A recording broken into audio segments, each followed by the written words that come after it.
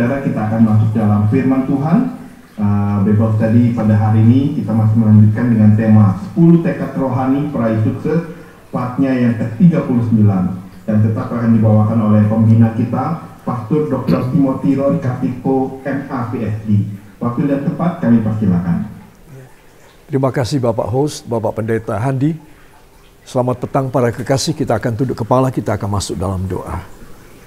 Bapa yang baik di dalam sorga, pada petang hari ini kami bersyukur karena setelah 2 minggu kami berpisah, kembali kami masuk dalam pelajaran Alkitab. Kiranya hal ini Tuhan, berkenan di hati Tuhan untuk membagikan isi hati dan jalan pikiran Allah, walau hanya sekelumit kecil saja kepada hamba-Mu dan kepada kami semuanya. Kiranya Engkau berkenan berbelas kasih dan jatuh hati untuk memberikan apa menjadi rahasia yang ada di dalam hati-Mu ya Tuhan. Terima kasih Bapa, segala macam roh-roh, anasir, dan segala penguasa-penguasa di udara yang akan mengganggu Zoom meeting daripada Bible Study GKG kami patahkan, kami hancurkan dalam nama Yesus, dan darah anak domba Allah membasuh dan menyucikan kami semua. Dan hamba percaya Engkau akan mencurahkan berkat-Mu yang limpah setelah kami memperingati Paskah Tuhan, Passover Tuhan, pengorbanan Tuhan bagi kami, dan kebangkitan Tuhan yang dahsyat bagi kami. Maka hari pertama setelah itu kami akan menerima perkara-perkara dan berkat-berkat yang besar. Hanya di dalam nama Tuhan Yesus Kristus, Juru Selamat dan Penebus kami. Dan kita semua mengaminkan. Amin. Beri tepuk tangan yang baik buat Tuhan. Ya saudara, saya minta saudara sekarang tersenyum semua. Ayo tersenyum. Ada teman di kiri kanan, belakang, depan, tersenyum. Ya, saya khawatir seperti yang lalu-lalu wajahnya muram sekali. Ya, padahal menerima janji Tuhan, tetapi menerima dengan mecucu. Ya, itu sebab kita harus menerima dengan ucapan syukur, tersenyum, sukacita, dan saya yakin Tuhan memberkati kita luar biasa. Beri tepuk tangan bagi Dia. Para kekasih, setelah hari Minggu kemarin dan lusanya sebelum itu kita memperingati Jumat Agung, pengorbanan Tuhan Yesus dan kebangkitan Tuhan Yesus, saudara, maka sekarang harusnya kita itu beda. Ya, katakan saya harus berbeda. Ya, kenapa saya katakan demikian? Kalau kita tidak berbeda, dari gelap menuju terang, dari rendah menuju tinggi, maka pengorbanan Kristus bagi saya, bagi saudara percuma. Ya, padahal Dia yang kaya telah menjadi miskin supaya kita yang miskin bisa menjadi kaya. Amin apa tidak? Amin. Ya. Nah, itu sebab kalau kita sudah memperingati 2 peringatan luar biasa di dalam 1 tahun selain Natal, maka kita harus punya perubahan. Ya, saudara, hati kita semakin bersyukur kepada Tuhan. Iman kita makin kuat, ya saudara. Harapan kita makin besar tentang pekerjaan dan mujizat Allah dalam hidup kita. Pengabdian, pengorbanan kita dalam segala bentuk, dalam segala segi harus lebih besar. Karena kita baru menyaksikan dan baru kita memahami sekali lagi di tahun ini betapa besar korban Yesus. Saudara, jangan sampai Jumat Agung itu, Paskah ini lewat begitu saja. Saudara, itu harus sangat mengubah. Saya merasa saya sangat dirubah. Dari 3 hari yang lalu, 4 hari yang lalu. Saudara, sekarang setelah saya memperingati Jumat Agung, kebangkitan Tuhan, hidup saya itu lebih enteng. Ya, beban-beban saya itu sudah saya taruh di kayu salib Tuhan. Ya, saudara, dan kebangkitan Tuhan ditaruh pada hati saya. Ya, saya ulangi. Jadi Jumat Agung pengorbanan Tuhan itu, saya menaruh beban saya di ujung kaki salib Tuhan. Ditanggung oleh Tuhan. Itu Jumat Agung. Kebangkitan Yesus. Yesus memberi kepada saya, ditanggungkan di atas pundak saya. Sejarah yang baru. Kelimpahan, pembukaan jalan. Pikiran yang lebih terang. Saudara, hati yang lebih terbuka dan lapang. Saya yakin saudara mengalaminya. Dan kalau belum, saudara harus dengan kata-kata saya yang singkat ini, harus kata-kata ini boleh membuat saudara, iya, aku sudah melewati Jumat Agung, aku sudah melewati kebangkitan Yesus. Kenapa aku masih sama? Gak boleh, saudara. Gak boleh. Kalau saudara masih sama, saudara menghina korban Yesus. Saudara merendahkan kuasa kebangkitan Tuhan. Kalau kita masih melakukan dosa-dosa yang sama, kalau kita masih jauh dari Tuhan, kita tidak mempunyai hubungan yang baik dengan Tuhan, kita sama dengan tidak menerima korban Yesus. Untuk sepanjang sisa tahun, untuk sepanjang umur hidup. Itu sebab saya sebelum masuk dalam pelajaran ini, saya ingin menggugah saudara. Kemarin kita sudah memperingati Jumat Agung pengorbanan Yesus yang dahsyat. Ya, saudara, kemarin hari kita memperingati kebangkitan Tuhan Yesus yang dahsyat. Maka hari ini semua katakan, maka mulai hari Senin ini, saya akan dirubah menjadi sesuai dengan khasiat kematian dan kebangkitan Kristus. Yang percaya, beri tepuk tangan bagi dia. Ya, para kekasih, kita masuk pada tema kita, 10 tekad rohani peraih sukses, dari Yosua 1 ayat 8 dan 9. Saudara, dan kita ada pada subtema yang ketiga, hidup sorgawi sudah harus mewarnai hidup di dunia kini. Beberapa kali saya katakan kita hidup di sebelah sini sorga. Artinya di sini pun, di dunia yang berdosa pun, yang gelap ini pun, kita anak Tuhan beda. Yaitu kita harus merasa, saya sudah ada di sebelah sini sorga. Ya saudara, contoh, kalau saudara dari kota saudara dataran rendah, ya seperti kita Magelang di sini. Ya, saudara, saya mau naik ke Kaliurang umpamanya ya. Maka di daerah Pakem, kira-kira separuh perjalanan dari 2/3 perjalanan dari Magelang, daerah Pakem itu kalau saya buka jendela mobil sudah dingin. Sudah terasa. Nah itu umpamanya, itu suatu umpama. Ya saudara. Kemudian orang-orang dari Jakarta mau naik ke puncak Bogor. Saudara, maka kira-kira 10 km sebelum masuk ke puncak pas, itu sudah terasa dingin. Betul apa tidak? Sudah mulai terasa. Nah demikian juga kita belum masuk sorga, tapi kita sudah ada di sebelah sininya sorga. Cuma pintu buat saya belum dibuka. Pintu buat saudara belum dibuka. Nah tetapi kita sudah harus merasakan udara sorga. Suasana atmosfer sorga. Yang setuju beri tepuk tangan buat Tuhan. Ya, itu sebab anak-anak Tuhan penting sekali. Ya, subtema yang ketiga ini, hidup sorgawi sudah harus mewarnai, sudah harus kroso, terasa di dalam hidup di dunia sebelah sini sorga. Ya, para kekasih, itu sebab kita akan masuk. Saya ingin supaya kita lebih dahulu melihat satu video tentang orang di dalam Kristus ketika meninggal, kira-kira bagaimana? Dan orang di luar Kristus beda banget. Ya, mari kita akan menyaksikan sedikit.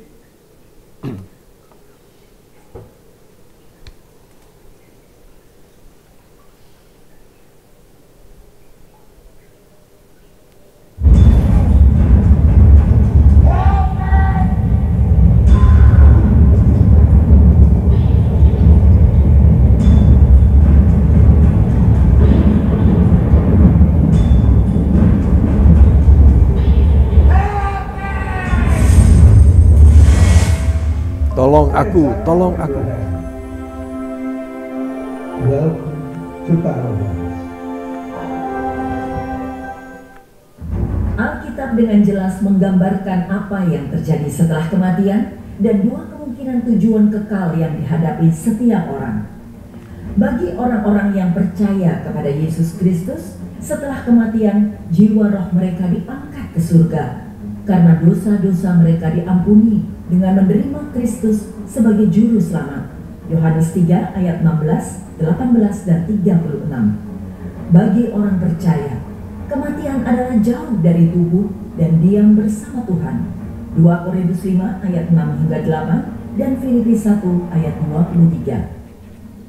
Jiwa roh seseorang dipisahkan dari tubuh pada saat kematian dan segera pergi ke hadirat Tuhan. Sementara tubuh fisik tetap berada di kuburan dalam keadaan tidur. Pada 1 Korintus 15 ayat 50 hingga 54 dan 1 Tesalonika 4 ayat 13 hingga 17 berbicara tentang saat ketika jiwa-jiwa orang percaya akan dipersatukan kembali dengan tubuh kemuliaan mereka. Ini terjadi pada pengangkatan gereja sesaat sebelum kedatangan kedua Kristus ke dunia, ketika orang yang mati di dalam Kristus akan dibangkitkan lebih dahulu, yaitu semua orang yang mati dalam iman. Pada kebangkitan orang percaya ini, tubuh fisik dibangkitkan, dimuliakan, dan kemudian dipersatukan kembali dengan jiwa roh yang sudah ada di surga. Tubuh, jiwa, roh yang dipersatukan dan dimuliakan ini akan menjadi milik orang-orang percaya untuk selama-lamanya di langit baru dan bumi baru. Wahyu 21 hingga 22. Bagi mereka yang tidak menerima Yesus Kristus sebagai juru selamat, kematian berarti hukuman kekal bagi jiwa roh mereka di neraka. Namun, pada saat kematian, nasib mereka serupa dengan orang-orang percaya, di mana mereka segera pergi ke tempat penampungan sementara untuk menunggu kebangkitan tubuh yang layak untuk selamanya di neraka. Dalam Lukas 16 ayat 22 hingga 23 menggambarkan seorang kaya yang disiksa segera setelah kematian. Pada Wahyu 20 ayat 11 hingga 15 menggambarkan semua orang mati yang tidak percaya dibangkitkan, diadili pada penghakiman takhta putih besar, dan kemudian dilemparkan ke dalam lautan api. Orang-orang yang tidak percaya kemudian tidak segera dikirim ke neraka atau lautan api setelah kematian, melainkan berada di alam penghakiman dan penghukuman sementara. Karena itu, setelah kematian, seseorang tinggal di surga atau neraka sementara. Setelah alam sementara ini, pada kebangkitan terakhir, barulah mereka akan dipindahkan ke lokasi yang menjadi takdir abadi mereka. Orang-orang percaya pada akhirnya akan diberikan pintu masuk ke langit dan bumi baru. Wahyu 21 ayat 1. Sedangkan nasib akhir orang-orang yang tidak percaya adalah lautan api. Wahyu 20 ayat 11 hingga 15. Tujuan akhir manusia sepenuhnya didasarkan pada apakah ia termasuk yang beriman kepada Yesus Kristus atau tidak. Mereka yang untuknya Kristus mati akan menghabiskan kekekalan bersamanya. Matius 25 ayat 46 dan Yohanes 3 ayat 36. Jika Anda belum menaruh iman Anda kepada Yesus Kristus, jangan menunda lagi. Sesungguhnya, waktu ini adalah waktu perkenaan itu. Sesungguhnya, hari ini adalah hari penyelamatan itu. 2 Korintus 6 ayat 2.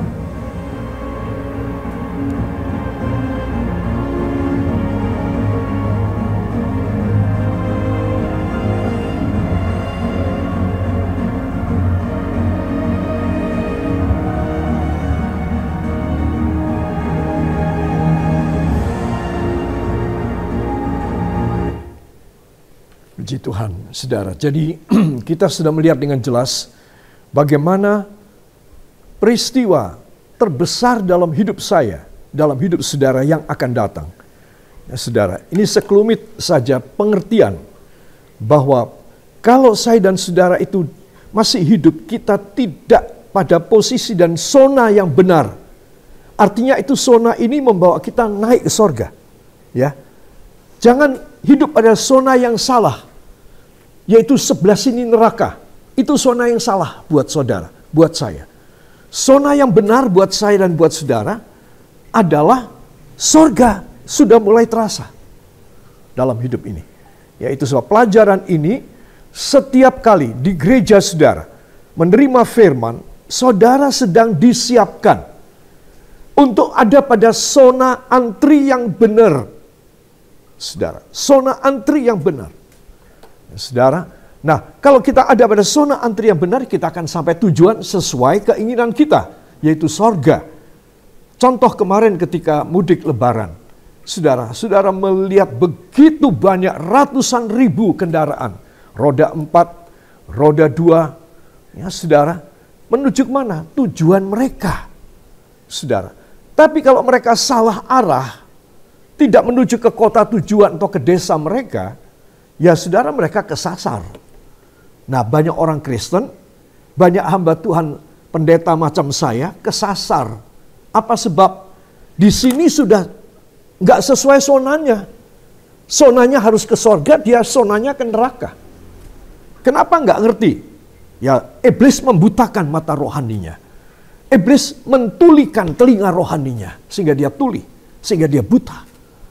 Saudara, itu sebab penting sekali kita tahu arah tujuan kita. Saya mau ke sorga. Nah, bagus sekali. Saudara punya tujuan bagus. Itu sebab kita harus, sekarang ini harus peng-pengan. Kita harus optimal. Ya, saudara, kita harus ngepiah bener.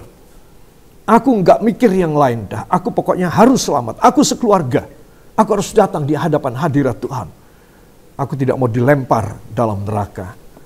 Pada awal daripada video tadi kita melihat orang yang berteriak memanggil Abraham. Abraham, tolong aku. Saudara, kenapa? Karena dia seorang kaya di dunia. Dan dia mati. Ternyata dia ada pada alam penyiksaan. Dan dia berkata kepada Abraham, Bapak Abraham, tapi tadi di video tidak ada. Bapak Abraham, tolong utus Lazarus, si pengemis yang sehari-hari tiduran di depan toko saya. Utus dia untuk mencelupkan jarinya pada air dan meneteskan di lidah saya. Setetes saja, Bapak Abraham, aku akan lega. Oh, nggak bisa anakku. Antara kami dengan kamu itu ada jurang yang jauh dan dalam. Kamu tidak bisa menyeberang ke sini, dan kami tidak bisa menyeberang ke kamu. Jadi tidak ada orang yang bisa menolong kamu kalau sudah sekarang ini. Kamu sudah menuju pada neraka. Saudara, kematian adalah telat. Sudah telat kalau sudah mati. Itu sebab ketika kita masih hidup, kita harus ngoyo bener. Kita harus sungguh-sungguh benar. This is the time that we prepare for our heaven, not hell. That's why we have to be in the good and right zone in our life right now. Or we are going to hell. Itu sebab kalau saya dan saudara tidak ada pada jalur yang benar sekarang, yaitu jalur firman. Ya saudara, jalur firman. Jalur di mana kita makan perjamuan kudus setiap kali. Jalur di mana kita mengurapi kepala kita setiap kali. Saudara, maka saya nggak mampu. Saya nggak mampu untuk masuk pada jalur yang benar tersebut. Saudara, setiap kali kita mendengar firman, itulah persiapan lagi sekali. Persiapan lagi sekali. Ya saudara, itu sebab anak-anak Tuhan ini adalah hal yang penting sekali di mana saya perlu menyampaikan pada saudara. Antara tekad keempat dan tekad kelima haruslah ada realita yang mengagumkan. Ya, tekad yang keempat adalah bahwa kamu akan mengatasi semuanya. Tekad kelima adalah kamu mempunyai hidup Allah. Antara tekad keempat dan tekad kelima, ini ada bridging-nya, ada jembatannya. Ya saudara, ada sesuatu proses di mana kita bisa masuk pada kehidupan ilahi, ya, yang sorgawi, yang sudah harus terjadi sekarang. Kalau sampai detik ini kita belum mengalami proses ilahi, di mana kita dirubah untuk makin rohani, orang itu tidak bisa begitu aja rohani, saudara. Ya, Alkitab mengatakan tidak bisa. Kita harus memiliki suatu proses pengalaman. Saben harinya kita harus belajar untuk banyak mengangkat tangan dan menyembah Dia. Setiap harinya harus belajar membaca Alkitab. Setiap harinya harus belajar berdoa. Setiap harinya belajar untuk mengeluarkan janji kita kepada Tuhan. Itu suatu proses. Ya, sehingga kita menjadi orang yang akan dipakai oleh Tuhan. Sementara menunggu sorga, kita dipakai Tuhan. Ayo ikuti kata-kata saya. Sementara saya menunggu sorga, saya dipakai Tuhan. Nah, ini penting sekali. Tetapi seorang yang tidak menyiapkan dirinya, saudara, semasa dia hidup, angan-angannya cuma masuk sorga aja. Saudara bisa masuk sorga dengan angan-angan saudara? Dengan imajinasi saudara? Nggak bisa loh, nggak bisa. Orang masuk sorga itu karena Tuhan Yesus berkenan memilih dia dan nimbali dia. Mengundang dia. Untuk masuk sorga itu Tuhan Yesus. Itu sebab kalau saya dan saudara jauh dari Tuhan, ya kita pasti tidak akan bisa masuk ke sana. Ya. Nah, saya menjelaskan bridging ini. Perantara. Tussenspel daripada tekad keempat ke tekad yang kelima. Ya saudara, kita melihat yang pertama, anak-anak Tuhan harus berprestasi sehingga menjadi saksi Tuhan. Daniel 12 ayat 3 dan 4. Ya, mereka yang bisa meyakinkan orang-orang tersesat masuk pada jalan yang benar, mereka adalah seperti bintang-bintang dan cakrawala. Ya, horizon dari Allah yang terang benderang. Ya, saudara, jadi untuk itu saya harus berprestasi. Saudara harus berprestasi. Prestasinya apa? Mencari jiwa. Bantu pendeta saudara untuk saudara mencari jiwa. Kalau saudara tidak melakukan hal tersebut, saudara, maka saudara orang Kristen yang tidak ada prestasi. Tidak ada prestasi, saudara, berarti tidak akan mengalami realita yang mengagumkan dari hidup saudara di dunia yang tersisa ini. Saya tidak boleh, saya harus. Supaya hidup saya yang tersisa ini ada realita mengagumkan. Semua katakan, ada realita mengagumkan.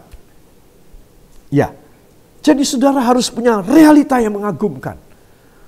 Mungkin saudara pikir, ya saya tiba-tiba mendadak kaya ya. Atau tiba-tiba Tuhan kasih rumah ya, atau kasih mobil ya, atau kasih kerjaan, atau dagangan yang banyak. Saudara, realita mengagumkan pertama-tama adalah karunia Roh Kudus, talenta-talenta di dalam hidup kita. Ya, kalau saya seorang hamba Tuhan, bagaimana seorang hamba Tuhan tidak punya talenta, tidak punya karunia Roh Kudus? Ya, kalau kita membaca dalam 1 Korintus pasal yang ke-12, karunia-karunia Roh Kudus dari ayat 8, 9, dan 10. Kita harus cek pribadi kita. Aku punya enggak ya? Kita pasti jujur. Dan kita akan mengatakan, iya aku belum punya. Atau aku cuma punya satu aja. Nah saudara harus tambah. Karunianya harus tambah. Ada 9 karunia roh. Saudara, kalau sampai saya enggak punya sama sekali, saya harus cepat-cepat bertobat. Saya harus segera. Aku harus punya, aku harus minta sama Tuhan. Nah itu, supaya apa? Ada realita yang mengagumkan. Ya, saudara, ini penting sekali. Jemaat harus membantu gembalanya untuk membuat jemaatnya, gerejanya, gereja yang penuh dengan mujizat, penuh dengan kegerakan roh, penuh dengan semangat. Saudara, maka jemaat-jemaat yang lain tersulut kena api saudara, mereka kebakar. Si X kena api saudara kebakar. Si B kena api saudara kebakar. Ya saudara, kenapa? Karena saudara punya talenta Roh Kudus. Dulu saya jadi orang Kristen, ketika saya masih muda, saya sudah minta talenta dari Tuhan. Dari 9 karunia roh, hamba harus punya 1 Tuhan. Itu tekad saya. Saya belum kepengen jadi pendeta loh saudara. Jadi pendeta itu bukan kepengen-kepenginan. Itu panggilan Tuhan. Gak bisa saudara kepengen lalu saudara jadi. Nanti di tengah jalan saudara pasti mandek. Kasihan Tuhan. Dan kasihan hidup saudara. Saudara harus menerima panggilan dari Tuhan. Nah, bagaimana Tuhan panggil saya? Tuhan panggil saudara. Kalau kita tidak punya salah satu atau beberapa karunia roh. Itu sebab dalam Bible study ini, seluruh jemaat Tuhan, seluruh hamba-hamba Tuhan wajib memiliki karunia Roh Kudus. Untungnya luar biasa. Katakan, untungnya luar biasa. Kalau saudara yakin untungnya luar biasa, ayo sekarang. Ya saudara, kalau saudara melihat ada orang yang mampu di dunia ini, di kota saudara, dia apa saja bisa. Saudara pasti kepingin. Ya. Saudara mau cemburu sama dia, saudara akan mengaku, aku nggak bisa cemburu sama dia. Aku nggak bisa kepingin kayak dia. Paling ya cuma cita-cita aja. Karena dia seorang pekerja keras. Karena dia seorang yang modalnya kuat, kata ya. Dia seorang yang pintar bicara. Nah, saudara, kalau saudara melihat talenta dari orang duniawi, itu banyak. Ada yang nekat banget, nggak punya modal, nekat. Pokoknya modalnya dia nekat. Sehingga dia bisa, dia bisa mengalahkan pesaing-pesaingnya. Ini contoh ya saudara. Gimana saya dan saudara? Kalau saya dan saudara, kita merasa bahwa kita harus berprestasi, ya kita harus minta Roh Kudus.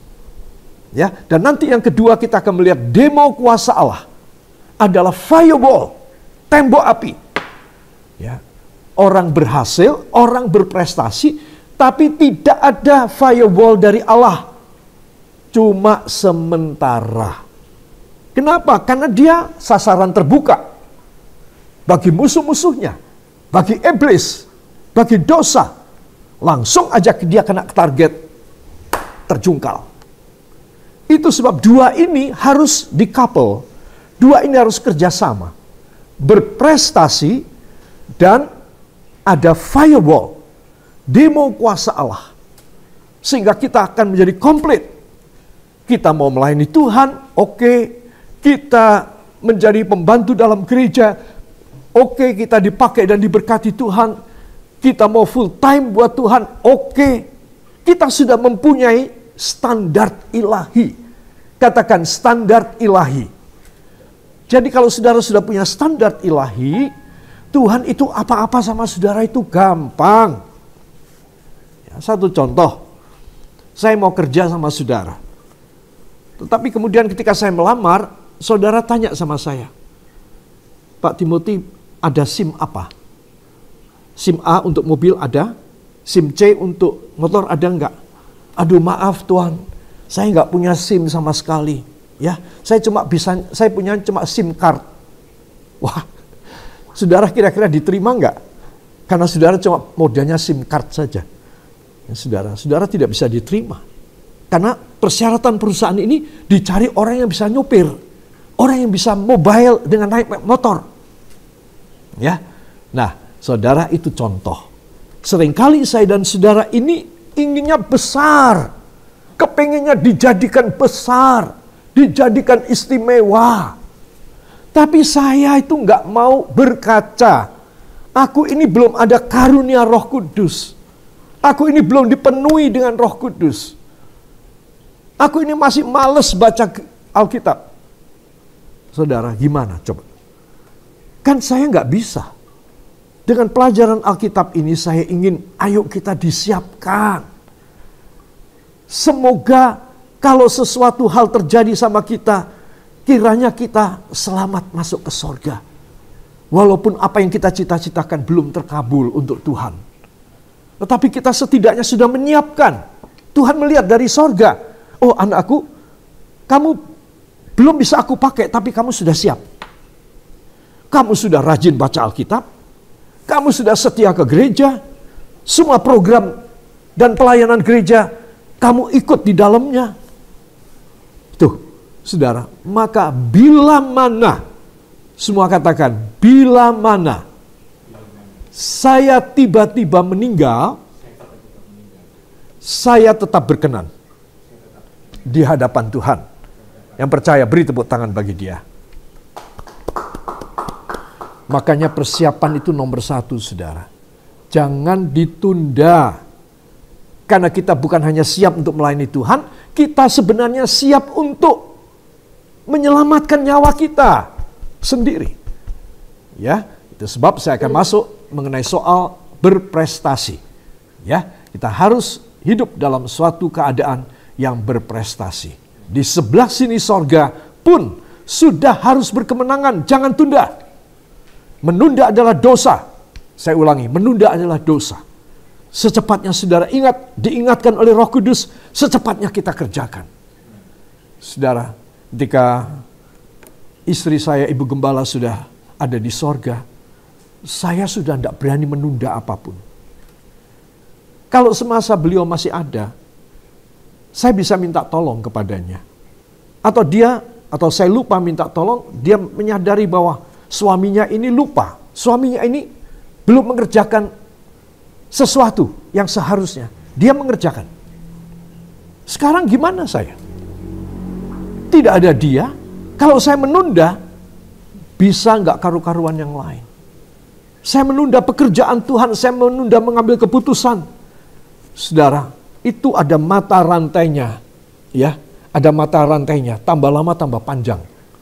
Itu sebab saya menetapkan disiplin pada saya. Saya nggak boleh menunda, kecuali saya lupa. Ya, tapi puji Tuhan, kalau saya lupa ada yang mengingatkan saya. Walaupun tidak bisa membantu saya, tapi setidaknya mengingatkan saya, saudara. Nah, di situ saya yang penting tidak boleh punya dosa menunda. Karena itu satu keberatan buat saya. Keberatan buat saudara. Ya. Nah, ini saya akan masuk bersama dengan saudara pada berprestasi. Lihat, berprestasi.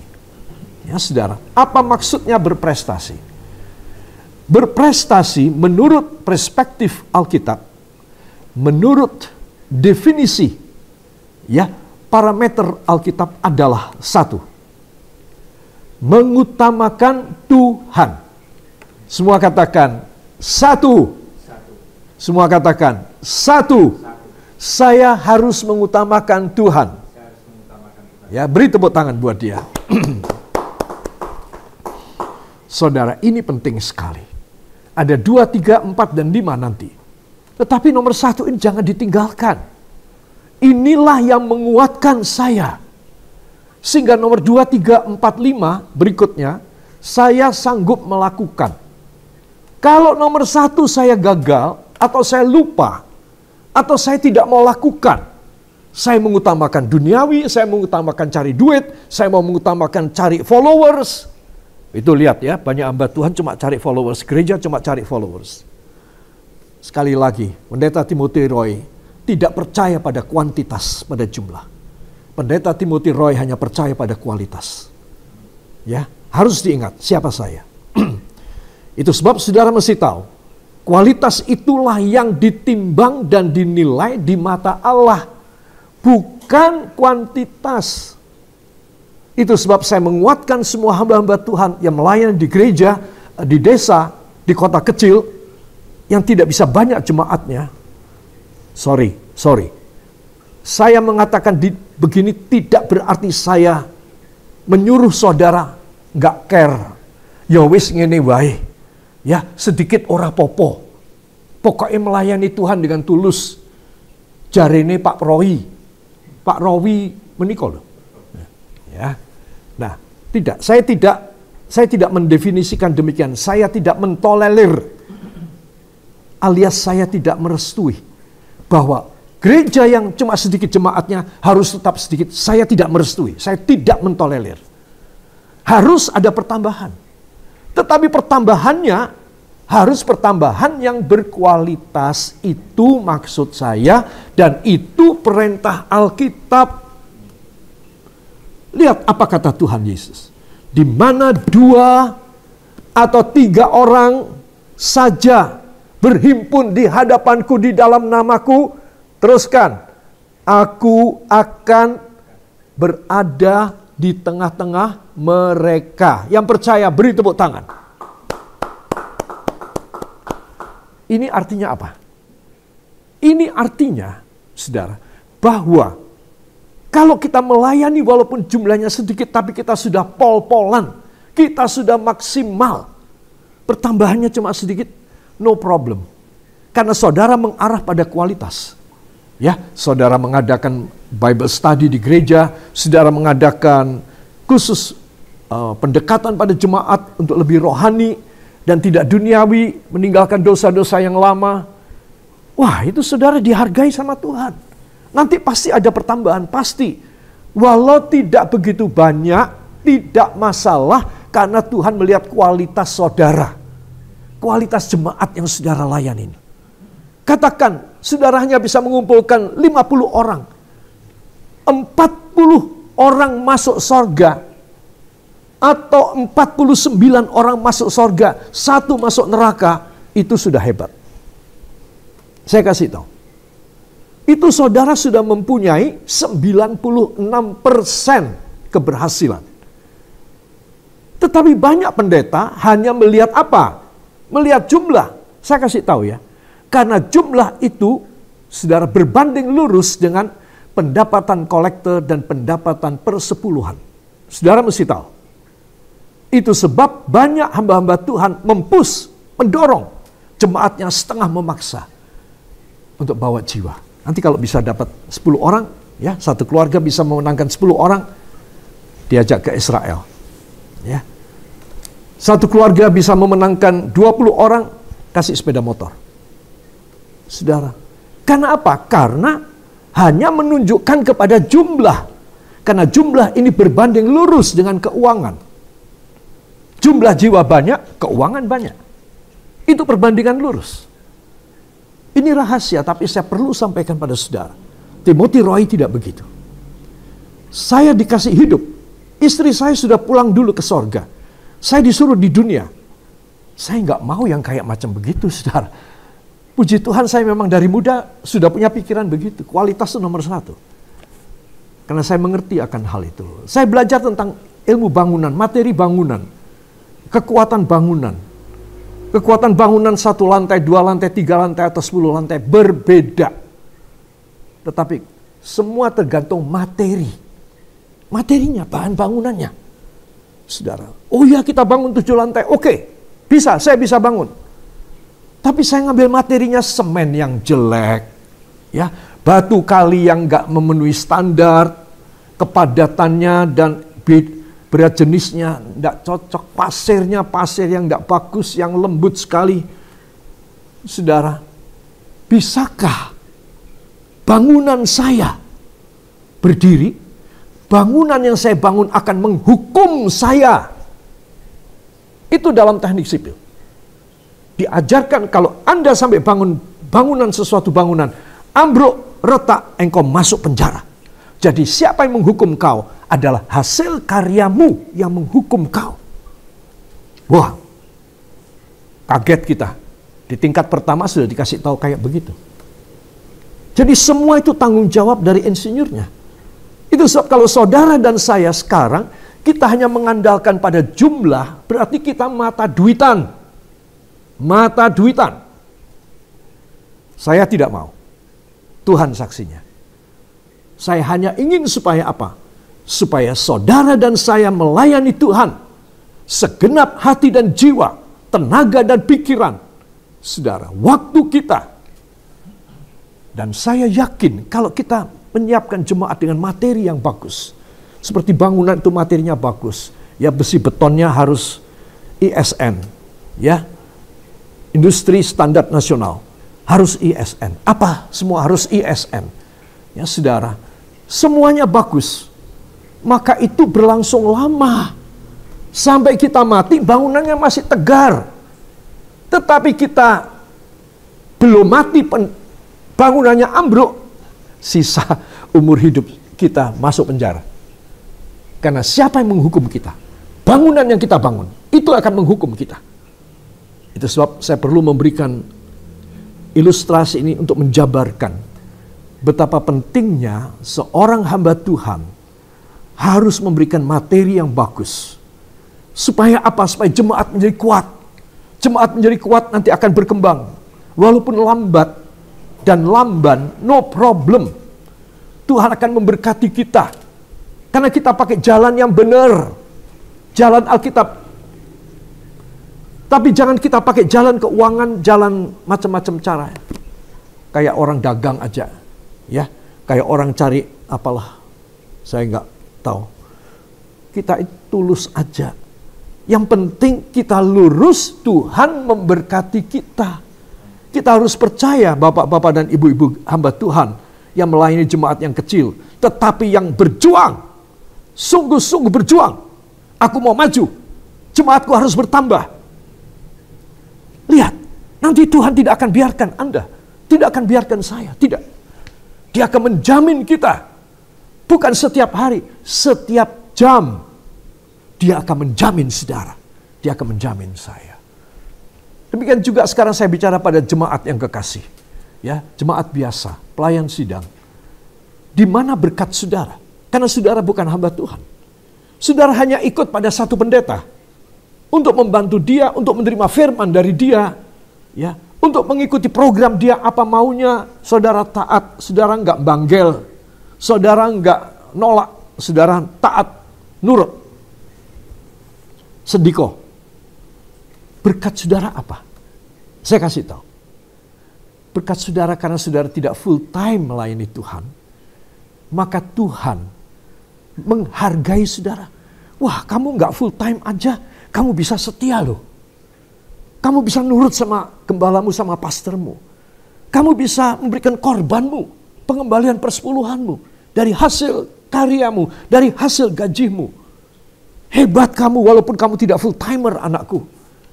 Ya, kamu selalu menyisihkan waktu untuk berbakti kepadaku.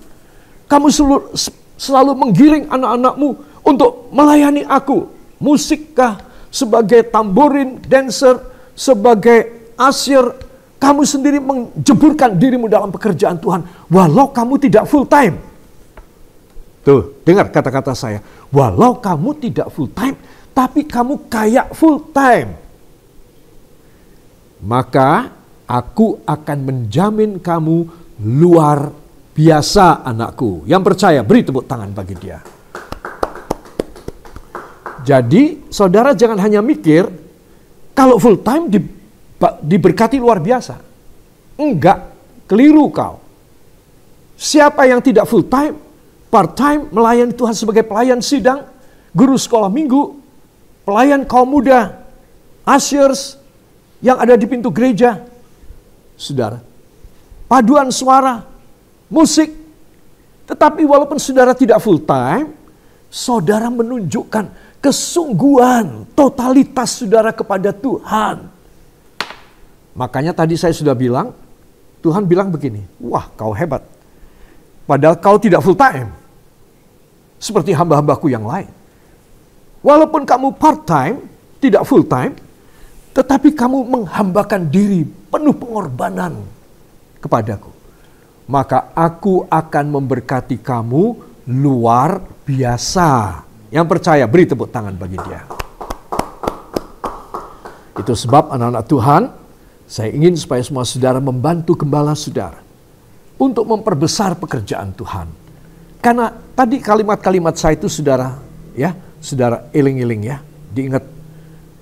Tuhan menghargai walau saudara part-timer. Kalau saudara mau menjadi pelayan Tuhan part-timer, saudara bisa-bisa berkat saudara lebih besar dari yang full-timer. Kalau yang full-timer ini malas, yang full-timer ini kurang doa, yang full-timer ini maunya tuh cuma senang-senang aja. Saudara yang part-timer, yang jemaat biasa, yang pelayan sidang, diberkati bisa 2 kali, 3 kali lipat dari pendetanya. Ya, itu sebab yang penting adalah pengabdian. Pengabdian kita.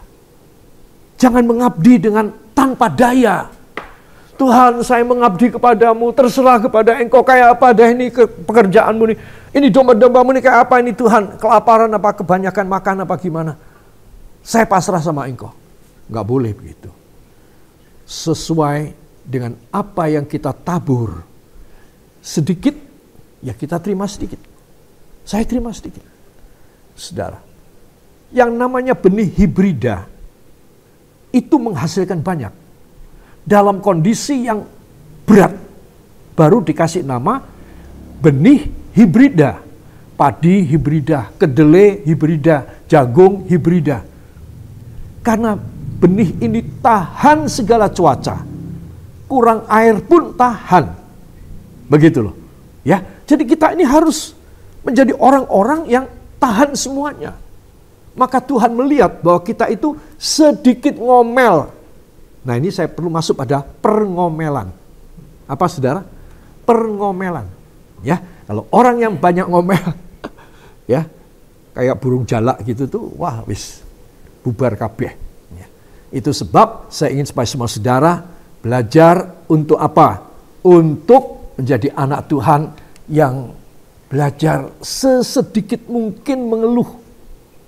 Saya tahu sebagai manusia kita tidak bisa lepas dari mengeluh. Mengeluh itu adalah output. Mengeluh itu adalah salah satu output untuk membuat hati kita agak tenang sedikit. Tapi jangan keterusan. Oh, saya mau tenang jadi saya ngomel terus. Itu bukan mau membuat lega, itu membuat kita rodok ngene. Ya, itu sebab saya dan saudara kita harus minta kepada Tuhan supaya kita jadi anak Tuhan penuh syukur. Ya, siapa yang mau angkat dua tangan gini? Katakan, Tuhan Yesus, jadikan hamba, anak-anakmu, hamba-hambamu, yang selalu penuh syukur, mengurangi mengomel dalam hidup hamba. Hamba percaya, berdasarkan firman yang hamba dengar, maka Tuhan memberkati hamba dahsyat dalam nama Yesus. Dan kita yang percaya mengaminkan. Amin. Beri tepuk tangan bagi dia.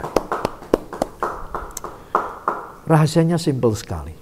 Saya seringkali mengatakan kepada saudara, ada apa-apa angkat tangan, berserah pada Tuhan. Betul? Nah, sekarang nomor 2, rahasia nomor 2, ada apa-apa tahan, gak usah ngomel. Ya. Ngomel ini bisa sama suami, bisa sama istri. Ya. Kadang-kadang orang yang sudah pikirannya judek ngomel sama tembok. Ya, tapi lebih baik dia ngomel sama tembok daripada dia ngomel sama Tuhan. Itu sebab saya ingin mengajak semua saudara untuk kita menjadi anak-anak Tuhan itu yang hatinya luas. Hatinya apa? Ya, seluas apa? A, seluas lapangan sepak bola. Ya. B, seluas kamar kita. C, seluas hatinya Tuhan. C, berusaha selalu seluas hatinya Tuhan. Ya, maka saudara adalah orang yang dicintai oleh Tuhan. Yang mau beri tepuk tangan yang baik buat dia. Yang kedua, praktekkan karakter Kristus. Saya akui, ini berat. Ini berat. Tetapi kalau kita tidak mulai, sampai kita terbaring di tempat tidur nggak bisa apa-apa, kita nyesel. Ya, kita nyesel. Itu sebab kita sudah harus mulai. Tuhan, walau berat, hamba mau. Ingat perintah Tuhan.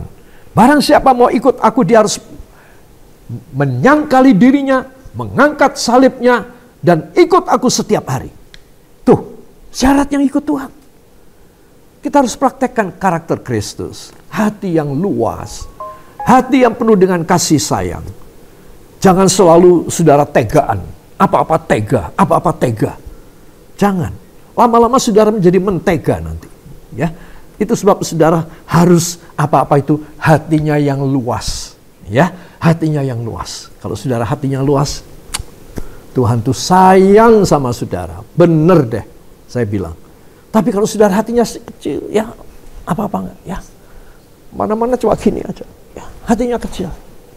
Saudara, maka saudara tidak berarti di mata Tuhan. Tidak bisa dipakai sama Tuhan. Siapa orang bisa dipakai sama Tuhan? Orang yang hatinya luas. Ya, orang yang hatinya luas, dia mewarisi kerajaan sorga. Tuhan selalu memberi karunia kepada dia. Tidak akan pernah tidak dipakai oleh Tuhan. Selalu dipakai oleh Tuhan. Beri tepuk tangan buat dia. Ketiga, karyakan karunia Roh Kudus. Tadi saya sudah menyinggung mengenai soal 1 Korintus 12 ayat 8, 9, dan 10 ya. Ada 9 karunia Roh Kudus. Karyakan. Itu namanya kita berprestasi. Tetapi kalau kita tidak punya karunia tersebut, apa yang mau dikaryakan? Kan nggak ada. Ya. Saudara, kalau saudara pergi ke satu tempat rekreasi ya, katakanlah di gunung atau di taman atau di pantai, orang-orang itu selalu mencari kesempatan cari duit.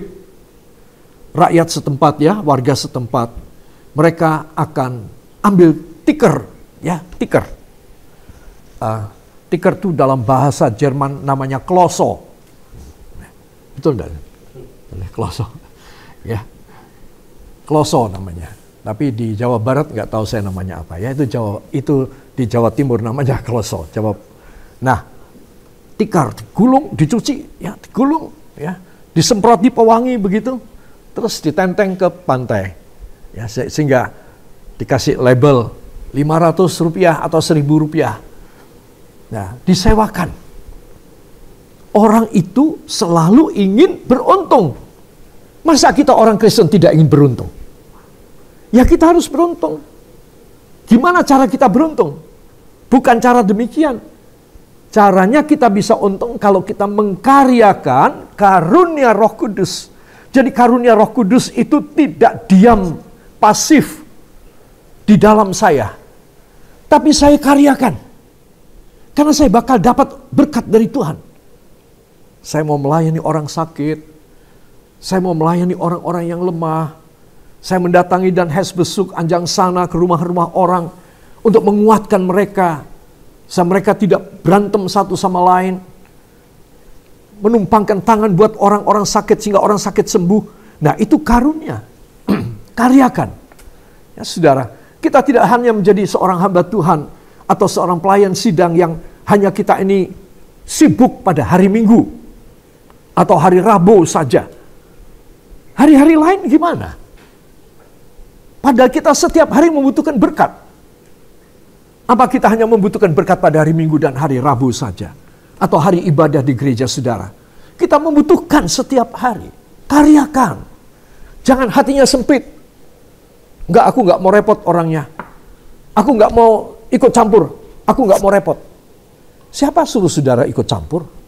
Saudara justru harus menolong orang.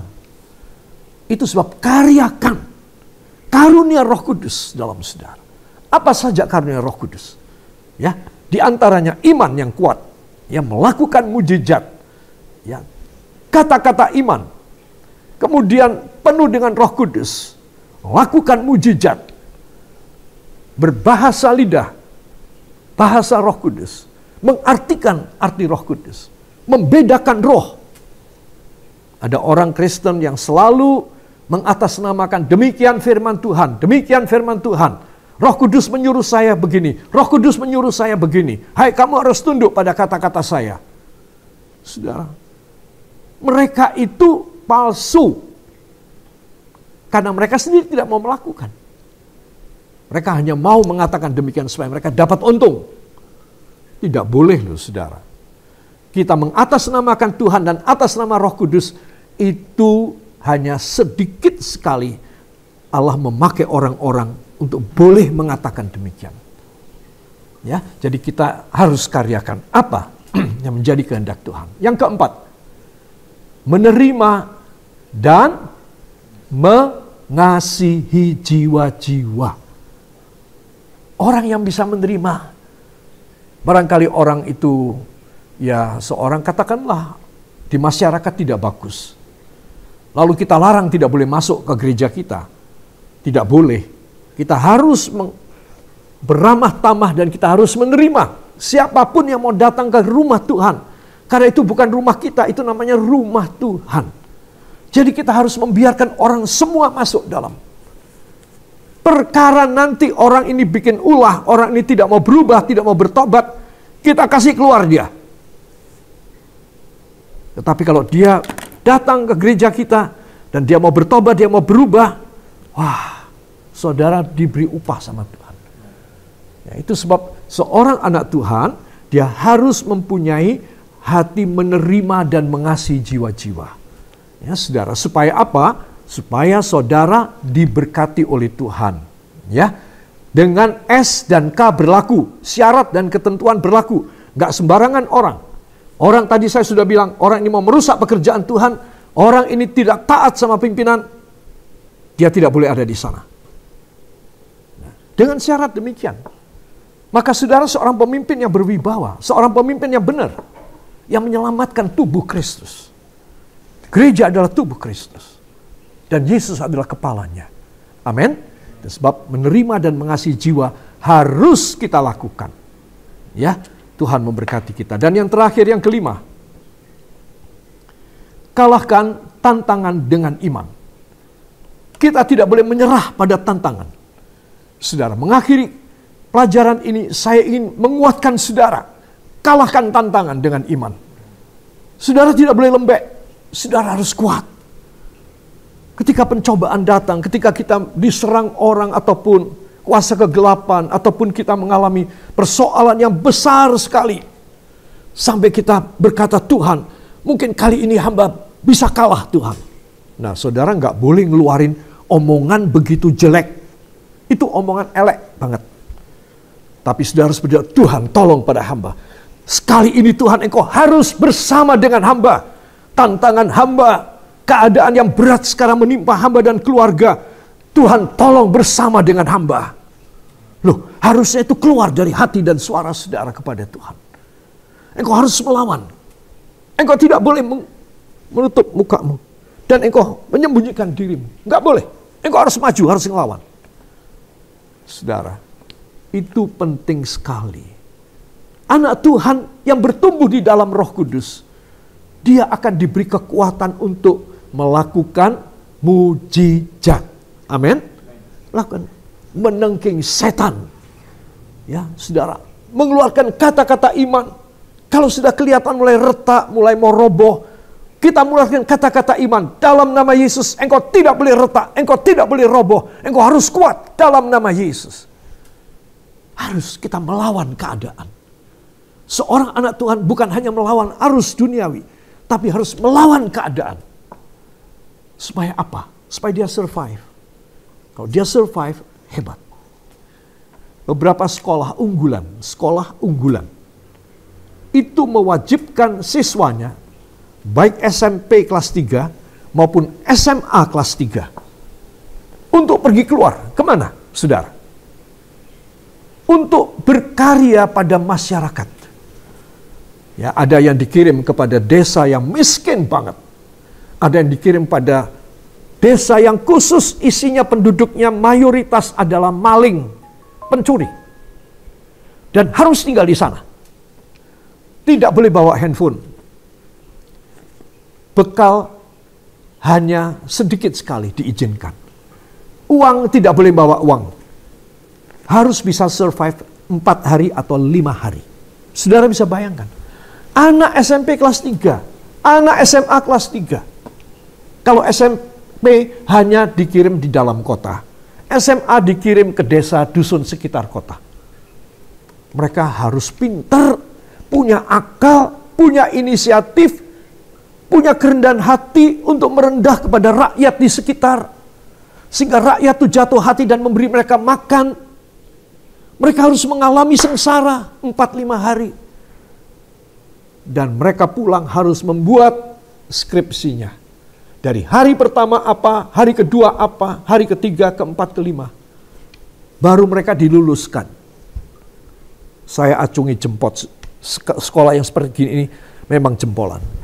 Kenapa? Membuat anak-anaknya. Bukan anak mami, bukan anak bapak. Tetapi anak yang kuat, tangguh. Karyakan. Dan kalahkan. Karyakan Roh Kudus, kalahkan tantangan. Harus bisa mengalahkan tantangan. Mereka diajari kalau kamu lapar, waktu makan, kamu kan tidak bawa makanan. Kamu kan tidak bawa uang. Ya kamu datang kepada salah satu rumah yang kelihatannya agak mampu. Kamu bilang, apakah boleh saya membantu? Apa ngepel, apakah merawat tanaman, apakah mengangkat apa kemana? Bolehkah saya membantu?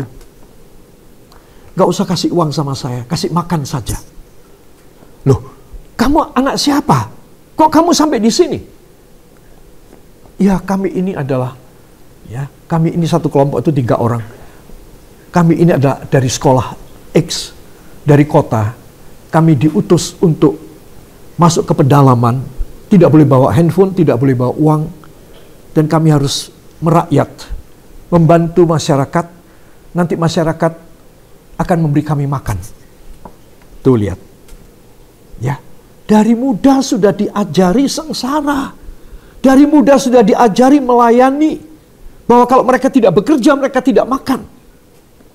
Saudara, kita harus menjadi seorang yang berani menghadapi tantangan. Jangan menyerah, terserah Tuhan. Pokoknya aku akan angkat tangan aja. Katanya Pastor Timothy kan begitu angkat tangan. Tak tambahi saiki. Angkat tangan 3 jam. Ya. Bukan cuma angkat tangan itu saudara menyembah Tuhan, ngerti? Ya. Nah, kalau saudara mengangkat tangan, saudara menyembah Tuhan, Tuhan akan turun tangan. Tetapi setelah Tuhan turun tangan, kita harus bekerja. Ya, seorang anak Tuhan, seorang hamba Tuhan itu hubungannya dengan Tuhan melalui kerja buat Tuhan. Rantainya ngikat saya dengan Tuhan itu karena saya kerja buat Tuhan. Saya melayani Tuhan. Saya melayani jiwa. Saya terus nyantol sama Tuhan. Saudara, Tuhan terus kasih makan sama saya. Tapi coba saya tidak mau. Saya bilang, semua sudah running well. Semua sudah jalan kok. Semua sudah baik. Ada banyak yang bantu saya. Dan saya malas-malesan. Tuhan bilang, hai hamba yang malas. Hamba yang jelek. Kalau malam ini aku angkat nyawamu. Kemana kamu pergi? Seorang itu harus rajin. Seorang itu harus tidak boleh menunda. Selama dia bisa melakukan. Saya itu tidak menunda pun, kerjaan itu ada banyak. Itu sebab saya dalam kesempatan ini pas saya ingat ya, sudah lama sih saya mau bicara, tapi saya baru ingat sekarang. Saya mohon maaf sebesar-besarnya. Bila mana Bapak dan Ibu, Saudara dan Saudari mengirim WhatsApp kepada saya, dan saya belum membaca atau membalasnya. Apalagi kalau ngirim email, wes sampai Tuhan datang gak akan tak baca. Karena saya tidak pernah buka email. Ya, jadi saya itu cuma komunikasinya cuma dengan WA, wedang anget. Dengan wedang anget saja saya komunikasinya. Ya, jadi kalau saudara sudah kirim WA, tapi saya tidak balas atau nggak dibaca, wah dalam hati saudara, pendeta Roy jahat wonge, ya, ya, jangan sampai begitu, ya, ya. Saya memang tidak cukup waktu. Sebab kalau saya sampai ke bawah, saya menggali sampai di bawah, itu pasti puluhan yang masih belum bisa saya baca. Makanya saya sudah bilang sama saudara, pernah saya bilang dalam jemaat, saya cuma numpangi tangan handphone saya. Biar apa? A, sembuh dari sakitnya. Ya. B, supaya handphone saya lancar jaya.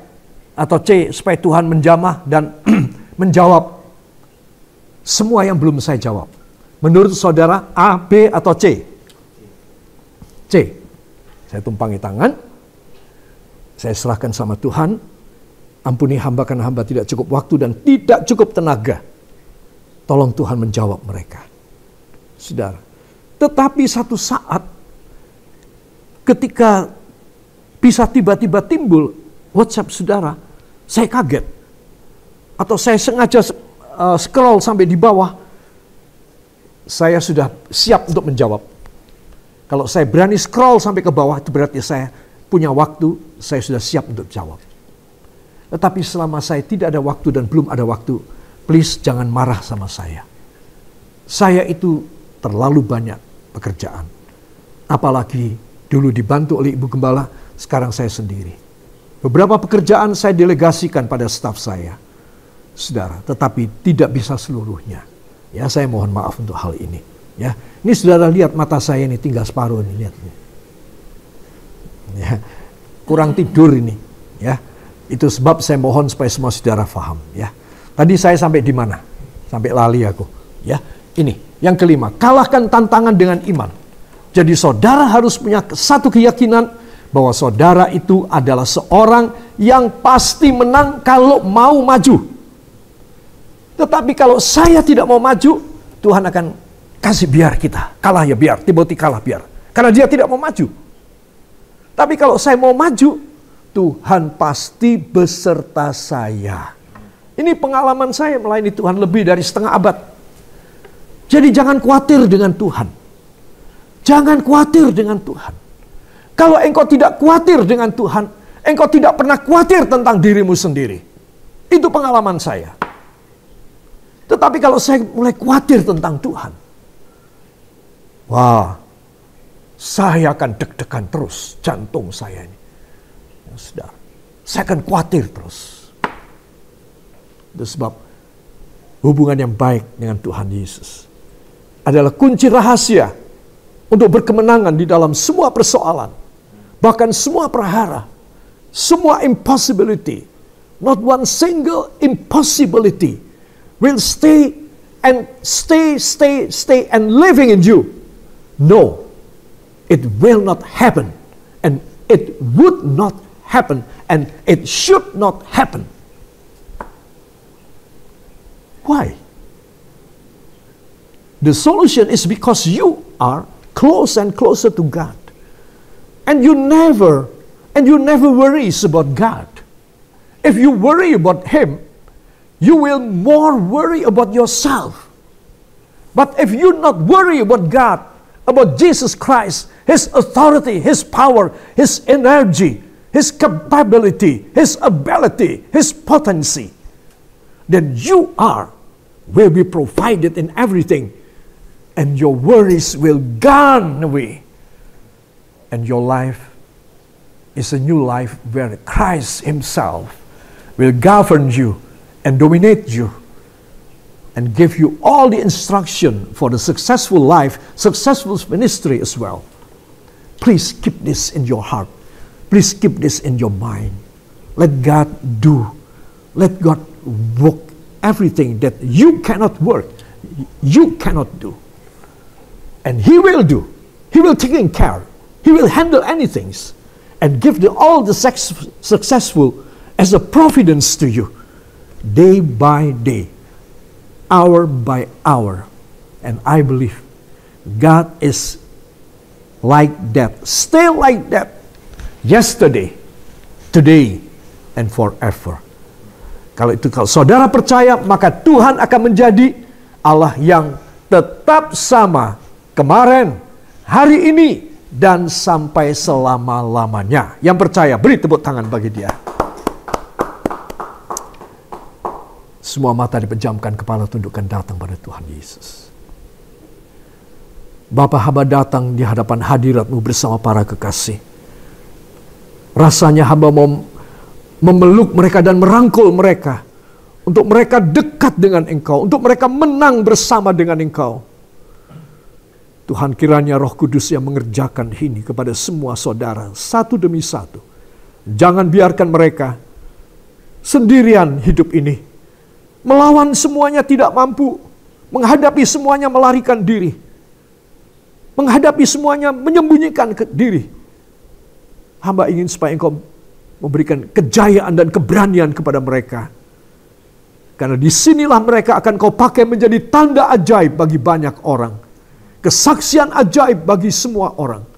Dan mereka diberkati berkelimpahan. Mengatasi semua cobaan. Mengatasi semua keadaan negatif dan defisit. Dalam nama Yesus. Sekarang izinkan hamba bersama para kekasih untuk mengurapi dahi kami dengan minyak urapan yang telah kami sediakan. Para kekasih, siapkan minyak urapan saudara. Kepada Bapak Pendeta Handi, saya mohon izin untuk masuk dalam pengurapan.